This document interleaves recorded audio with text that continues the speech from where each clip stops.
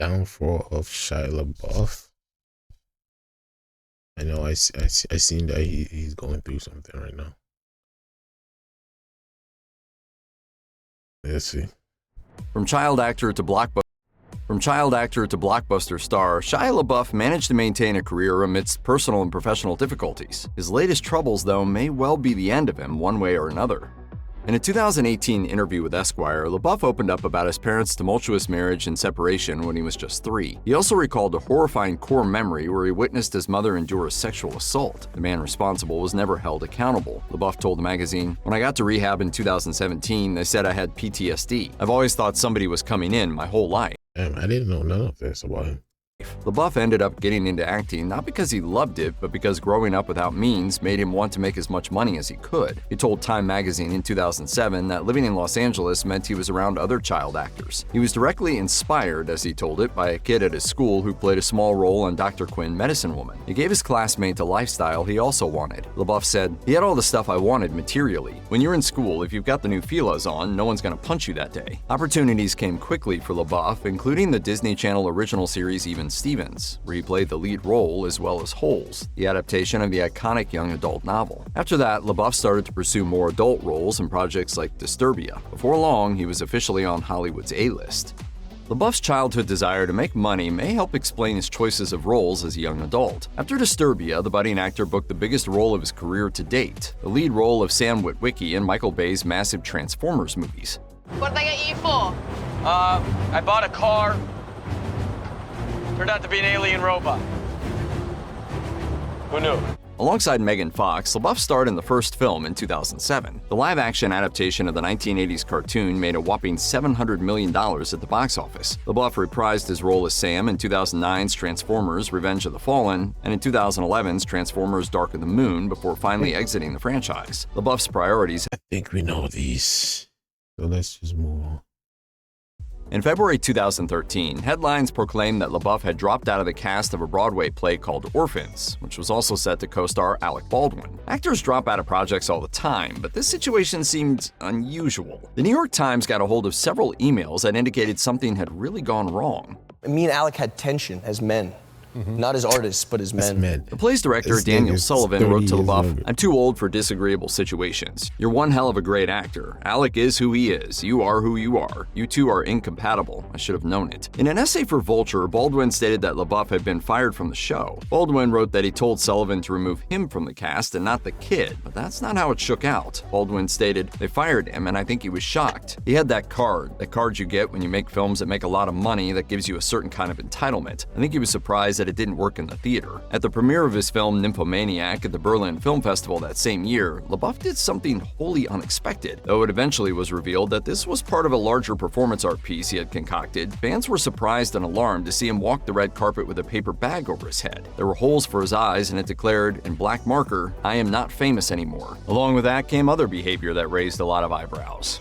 The year before the Orphans and paper bag incidents, LaBeouf directed a short He film did that titled at the famous HowardCantor.com about a film critic who becomes entirely self-obsessed. It premiered at the Cannes Film Festival in May 2012. The short was released online in December 2013, and that's when people noticed something strange about it. It seemed to completely rip off a story by graphic novelist Daniel Clowes, Justin M. Damiano. Clowes told BuzzFeed that he was floored to see LaBeouf's film, bluntly stating, "I actually can't imagine what was going through his mind." After plagiarism accusations started cropping up, LaBeouf posted a now-deleted statement to social media, which read in part, "I'm embarrassed that I failed to credit Clowes for his original graphic novella. I apologize to all who assumed I wrote it. I deeply regret the manner in which these events have unfolded and want Clowes to know that I have great respect for his work." But even the apology wasn't what it seemed. BuzzFeed did a little digging and discovered that parts of it were also lifted from a Yahoo Answers post about plagiarism. This was also not LaBeouf's first time taking someone else's work without credit. Esquire also accused him of plagiarizing from an article in one of his emails to Alec Baldwin over the Orphans situation. LaBeouf's plagiarism scandals stole continued that for shit. years, including another bizarre brush with Daniel Clowes, but those started to pale in comparison to the actor's much more serious legal troubles. In 2014, LaBeouf was arrested at Studio 54 Theater in New York City for what the BBC described as charges of disorderly conduct and criminal trespass. The actor was physically removed from the premises after refusing to leave on his own. A person tells me there's another party outside, and I'm thinking, oh, well, okay. And I see 6 cops having their own party.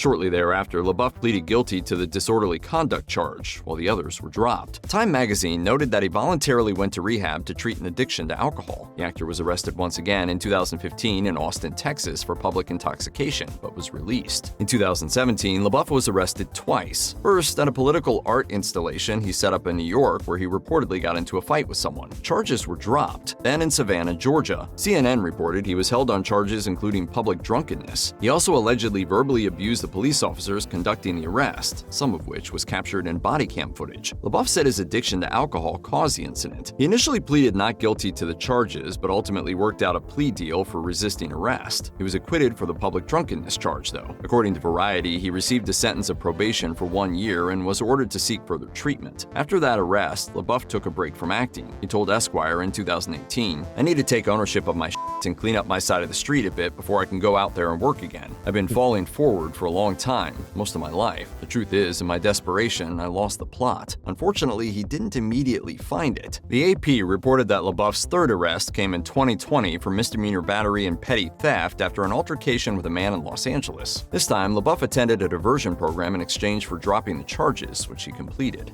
Also in 2020, the New York Times revealed that singer Talia Debret Barnett, who performs under the name FKA Twigs, had sued LaBeouf for a litany of reasons, including what she termed relentless abuse and sexual battery, assault, and infliction of emotional distress. Another former partner of LaBeouf's, stylist Carolyn Foe, also accused LaBeouf of abuse in the Times report. Barnett, who met LaBeouf while they worked on the 2019 film Honey Boy, said that LaBeouf subjected her to almost constant abuse throughout their relationship. LaBeouf denied the allegations in a statement, citing PTSD and his struggles with alcohol abuse as reasons that he harmed people along the way in his recovery process. 2 years later, the actor once again addressed the accusations without naming Barnett on an episode of John Bernthal's podcast Real Ones. "I hurt that woman, and in the process of doing that, I hurt many other people, and many other people before that woman."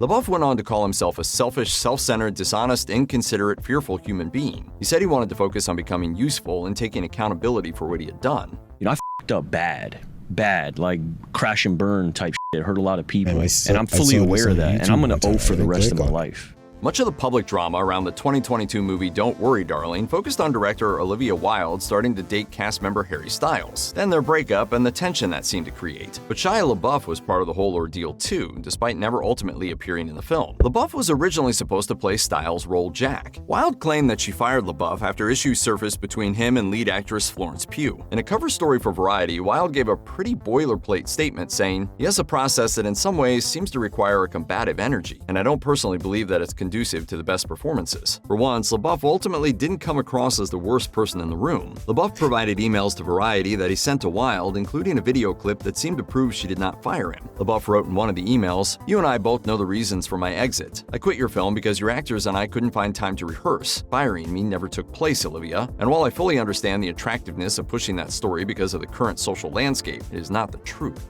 LaBeouf was arrested yet again in February 2026 while he was partying at a Mardi Gras celebration in New Orleans. According to NBC News, he was charged with simple battery after allegedly starting a physical altercation with another reveler on Royal Street. God bless you guys. Mardi Gras is amazing. In the aftermath of his arrest, a detail that could shed some light on his state of mind has arisen. According to Page 6, LaBeouf and his wife, actress Mia Goth, split a full year prior to the arrest. Goth, who most recently starred in Frankenstein, first got involved with LaBeouf after they met on the set of Nymphomaniac. They married in Las Vegas in 2016. After a brief separation and apparent intent to divorce in 2022, people reported that the couple got from Mad Max back together and welcomed their daughter Isabel that same year. To make matters far worse, an article in The Hollywood Reporter revealed some specifics about LaBeouf's Mardi Gras behavior, claiming that he tried to be a celebrity bartender during the festivities. One anonymous bartender claimed he was terrorizing the city, and another man alleged that LaBeouf yelled homophobic slurs. At the beginning, I didn't even know it was Shia LaBeouf. I went out after he was pulled away and somebody came out and just said, "Did Shia LaBeouf just try to beat you up?"